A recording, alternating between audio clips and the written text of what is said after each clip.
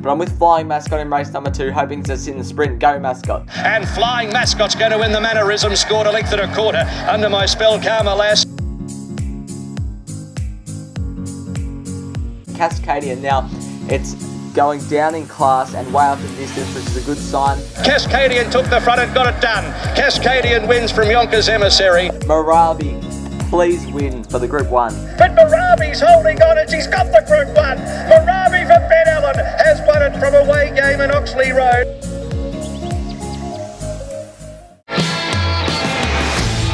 Hello everyone and welcome back to another preview. It's another Group 1 race day. It's Australian Guineas Day at Flemington. Can't wait to get into it.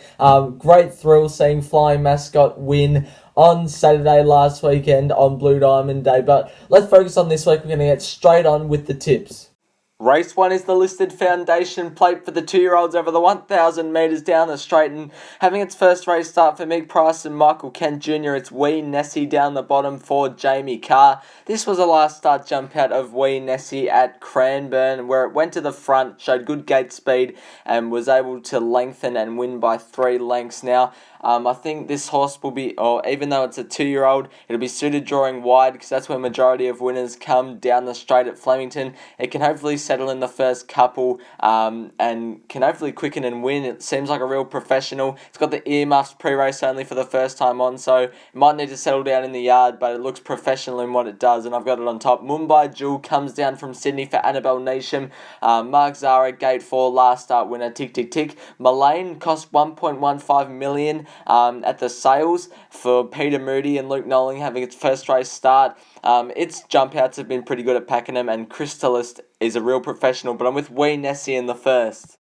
Race 2 is the listed Roy Higgins quality over the 2,600 metres. It's odds on. Crystal Pegasus is at $1.80 ahead of Tiger at $4.80 and playoffs at $8. Crystal Pegasus, playoffs and Tiger all come out of this race over 2,000 metres where it was solidly run and it suited the back markers, although Russo stuck on pretty well up the front. I'm taking on Crystal Pegasus on the weekend. I think it's much too short at $1.80 considering the weight swing on its rivals.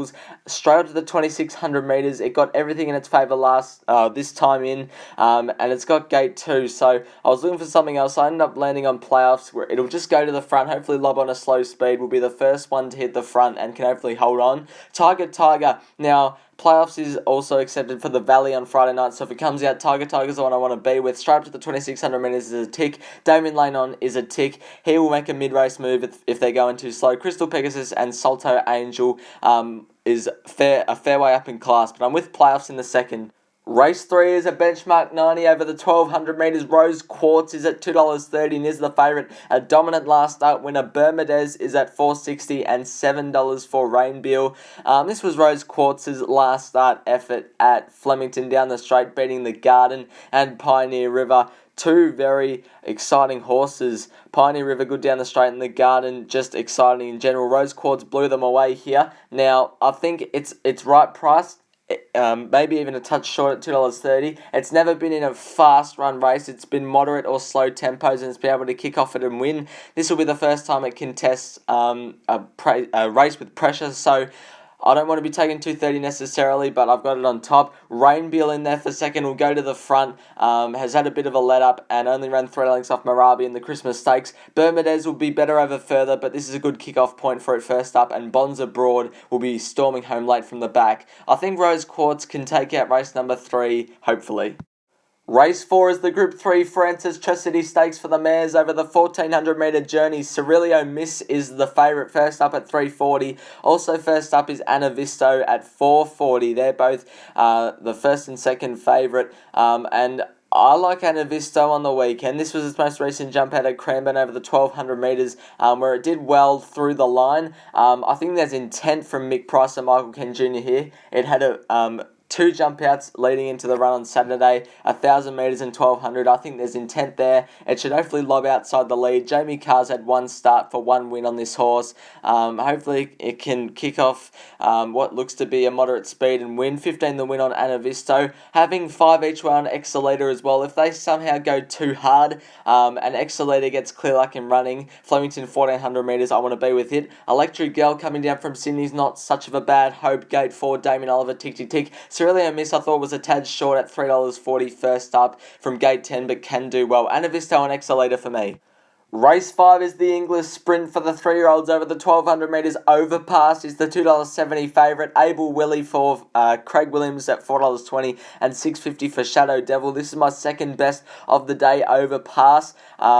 Now, this was its most recent run in Sydney. It got past Embracer, but couldn't match it with Lost and Running. And Lost and Running would smack this field silly, winning by about 4 lengths running away. But Lost and Running's not in the race. Standout was levelling up with Overpass late, but couldn't get past it in the end. Overpass from gate 13. First look at the straight, but should get to a forward position, and I'm hoping it can win off the pace. So 25 the win on Overpass ahead of Able Willie.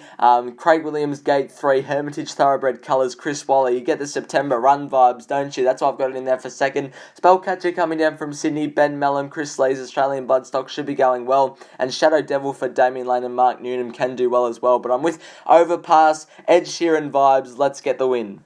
Race 6 is the Group 2 Blamey Stakes over the 1600 metres. Zaki is the $2.10 favourite for Jamie Carr and Annabelle Neesham. $4.20 for Mr. Brightside and $4.60 down the bottom for Inspirational Girl. What an exciting race. What an exciting horse, Zaki. This is my best of the day. This was his most recent trial at Warwick Farm on the course proper. This trial was won by Wild Ruler.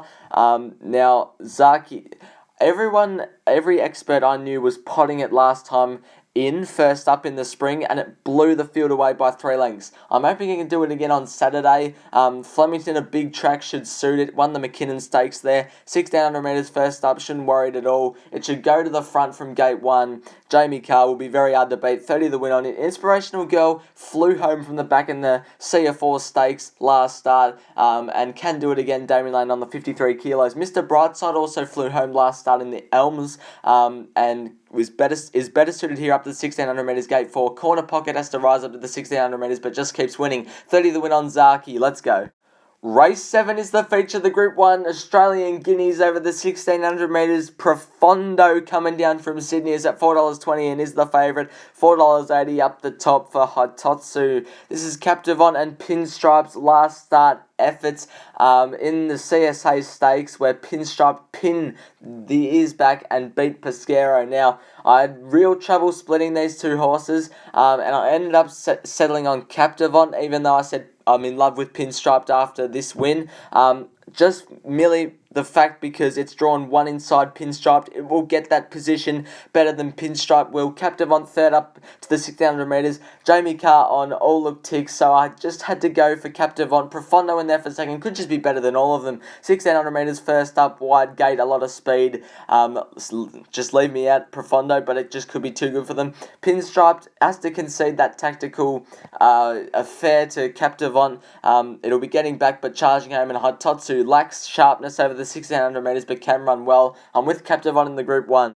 This is the race I'm probably looking forward to the most. Race 8 is the listed Bob hoisted down the straight over the 1,000 metres. Malkovich is the $4.40 favourite and $6.50 there for Maleva. Now, this was Brooklyn Hustle's most recent jump out at Balnarring. I can't remember the last time I tipped Brooklyn Hustle. It's been a fair while, and especially first up, I've never liked it.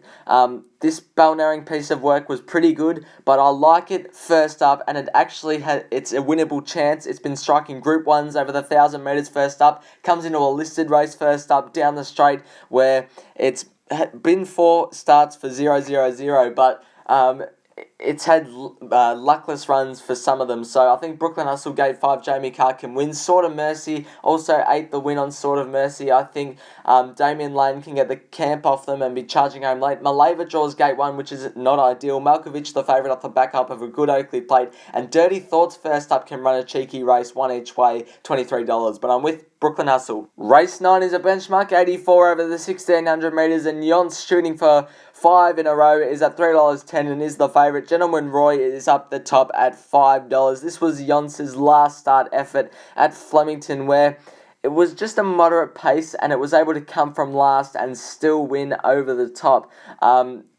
I don't have any queries with it on if it's coming to the end of its preparation, because this run suggests it's still got a bit in its legs. Gate 2 can get a more forward position, but will need more luck in running. I'm expecting John Allen to get it right. Hopefully he can get it into clear air in the straight, and hopefully it's just too good for them like it was here. Hopefully Yonce can blast us out on what's going to be a good day at Flemington. Basawa in there for second was a great winner last start in Adelaide. Gate 1 will need luck for Jai McNeil. Gentleman Roy has to rise up a lot in weight and a benchmark 84, but it will go to the front, give itself every chance. And Nicolini Vito, the gate scared me away, gate 16, but it's in there for fourth. I'm with Yonce in the last. Good luck to you all. See you next time.